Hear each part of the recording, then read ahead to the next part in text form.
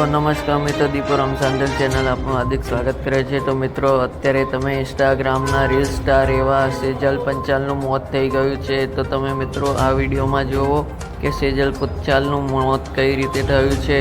તો મિત્રો, હું તમને આગળ આ વિડીયોમાં બતાવું કે સેજલ પંચાલની દીકરી કેટલું રોવે છે અને એવું કહી રહી છે કે મને મારી મમ્મી સાથે વિડીયો કોલ પર વાત કરાવો। તો મિત્રો જુઓ આગળ આ વિડીયોમાં।